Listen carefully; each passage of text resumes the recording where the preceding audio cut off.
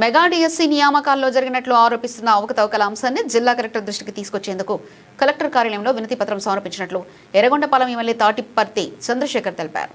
అనంతరం ఆయన మీడియాతో మాట్లాడుతూ విద్యాశాఖలో అవుట్సోర్సింగ్ ఉద్యోగి ప్రశ్నాపత్రాన్ని లీక్ చేసి తొలి ర్యాంకు సాధించడంపై అనుమానాలు వ్యక్తమవుతున్నాయని అన్నారు.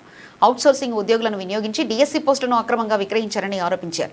క్రీడా శాఖల్లో 39 పోస్టులను అధికార పార్టీ నాయకుల ప్రమేయంతో అక్రమంగా భర్తీ చేశారని, అర్హత ఉన్న క్రీడాకారులకు అవకాశాలు కల్పించకుండా అర్హత లేని వారికి ఉద్యోగాలు ఇచ్చారని విమర్శించారు. మెగా డిఎస్సి వ్యవహారంపై పూర్తిస్థాయి విచారణ జరిపి కేసును సీబీఐకి అప్పగించాలని డిమాండ్ చేశారు. అలాగే ఈ అంశంపై నైతిక బాధ్యత వహిస్తూ మంత్రి నారా లోకేష్ రాజీనామా చేయాలని డిమాండ్ చేశారు.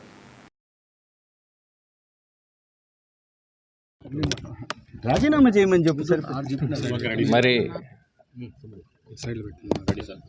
ఇన్ని అవకతవకలు జరిగి మరి లోకేష్ గారు మరి ఇవన్నిటి కూడా చూసి చూడనట్టు వదిలేస్తూ మరి ఎంతో అన్యాయం చేస్తున్నారు. ఉద్యోగాలు రావాల్సిన అర్హత ఉన్న ఉద్యోగాలు రావాల్సిన ఎవరైతే విద్యార్థులు ఉన్నారో వాళ్ళందరికీ కూడా అన్యాయం జరిగింది. లోకేష్ గారు వెంటనే రాజీనామా చేసి అసలు ఏం జరిగిందనేది సిబిఐ ఎంక్వైరీ జరగాలి.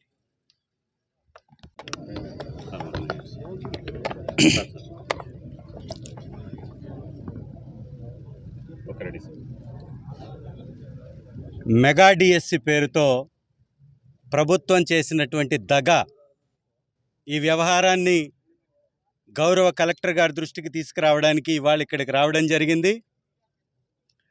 విద్యాశాఖలో పనిచేస్తున్నటువంటి ఒక అవుట్సోర్సింగ్ ఉద్యోగి పేపర్ లీక్ చేసి స్టేట్ ఫస్ట్ ర్యాంక్ సాధించిన వ్యక్తి యొక్క వ్యవహారమే తప్పు జరిగిందని చెప్పడానికి ఒక ప్రత్యక్ష ఉదాహరణ.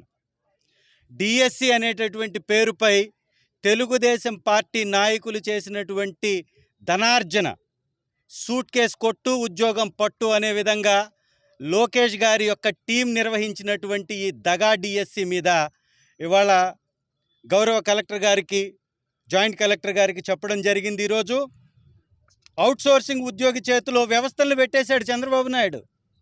వ్యవస్థలు పెట్టి 15 లక్షలకు ఒక ఉద్యోగాన్ని నిర్మోహమాటంగా, నిర్సిగ్గుగా అమ్మేసుకున్నాడని చెప్పడానికి ఖచ్చితమైన ఉదాహరణ ఇదిగోండి. క్రీడాశాఖ సంఘాలకి టీడీపీ నేతల్లో పెట్టి ఆ పగ్గాలు వాళ్ళకి అప్పచెప్పేసి సాఫ్ట్ బాల్ అసోసియేషన్ అధ్యక్షుడిగా ఆముదాల వలస టీడీపీ ఎమ్మెల్యే కోనా రవికుమార్ గారిని పెట్టి 39 ఉద్యోగాలు ఇచ్చేశాడు ఆయనకి. కోనా రవికుమార్ గారు అధ్యక్షుడిగా ఉన్నటువంటి దానిలో 39 ఉద్యోగాలు క్రీడాశాఖకు సంబంధించి ఇచ్చినట్టుగా, గతంలో ఉన్నటువంటి జీవోని కొట్టేసి 2% కంటే ఎక్కువ క్రీడకి సంబంధించినటువంటి అర్హత ఎలిజిబిలిటీ లేకపోయినా దాన్ని 3%కి పెంచి కొత్త జీవోలు 2 జీవోలు 4, 47 అనే 2 జీవోలను తీసుకొచ్చేసి దాని ద్వారా కోటాని పెంచేసి 2% ఉన్నటువంటి కోటాని 3%కి పెంచేసి 39 ఉద్యోగాలు కోనా రవికుమార్ గారి ద్వారా అమ్మేసుకున్నారు. ఇంకొక 38 ఉద్యోగాలు లోకేష్ గారి తోడల్లుడు విశాఖ ఎంపీ అభ్యర్థి భరత్ జూడో అసోసియేషన్ గౌరవ అధ్యక్షుడు. ఈయన జూడో కాదు, డబ్బులు జోడో అధ్యక్షుడు. 38 ఉద్యోగాలు ఈ జోడో అధ్యక్షుడు అమ్మేసుకున్నాడు. ఇద్దరి పేరు మీద 70 పైగా ఉద్యోగాల్ని దారాదత్తం చేసేశారు. అర్హత ఉన్నటువంటి అభ్యర్థులకు ఉద్యోగాలు రాలా. ఆర్చరీలో జాతీయ గోల్డ్ మెడల్ కొట్టినటువంటి వ్యక్తికి ఆంధ్రప్రదేశ్లో జాతీయ కోటాలో, ఈ స్పోర్ట్స్ కోటాలో ఉద్యోగం రాలా. ప్యాకాట్ ఆడే వాళ్ళకి, క్లబ్బులు నడిపే వాళ్ళకి, క్రికెట్ ప్లాస్టిక్ బాల్తో క్రికెట్ ఆడే వాళ్ళకి, ఇలాంటి వాళ్ళకి అర్హత కల్పించి ఉద్యోగాలు అమ్ముకున్నారనేది చాలా స్పష్టంగా ఆధారాలతో కనపడుతుంది. ఎందుకంటే ఆర్చరీలో 1:1 పద్ధతిలో కాల్ లెటర్ పిలిచి అతనికి ఉద్యోగం వెళ్ళ. నిజంగా స్పోర్ట్స్ కోటాలో ఉద్యోగం వస్తే జాతీయ స్థాయిలో పథకాలు తీసుకొచ్చినటువంటి వాళ్ళకి కదా రావాలి.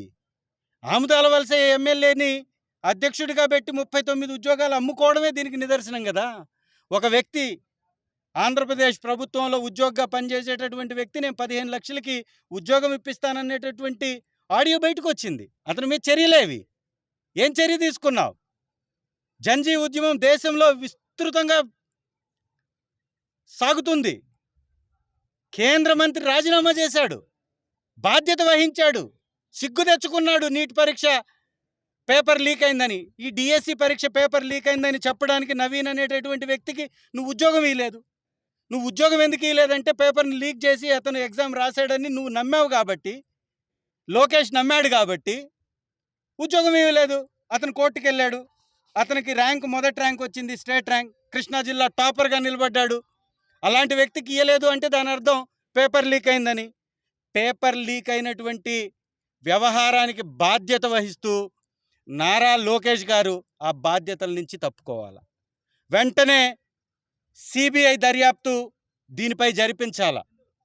ఇచ్చినటువంటి ఉద్యోగాలు ఏవైతే ఉన్నాయో ఆ ఉద్యోగాలు అమ్ముకున్నటువంటి వాళ్ళ మీద చర్యలు తీసుకోవాలి.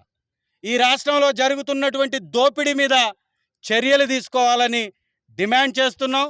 ఇది కానీ చెయ్యకపోతే, చొరవ తీసుకొని వారి మీద యాక్షన్ తీసుకోకపోతే వైఎస్ఆర్ కాంగ్రెస్ పార్టీ నిరుద్యోగుల పట్ల నిలబడుతుంది.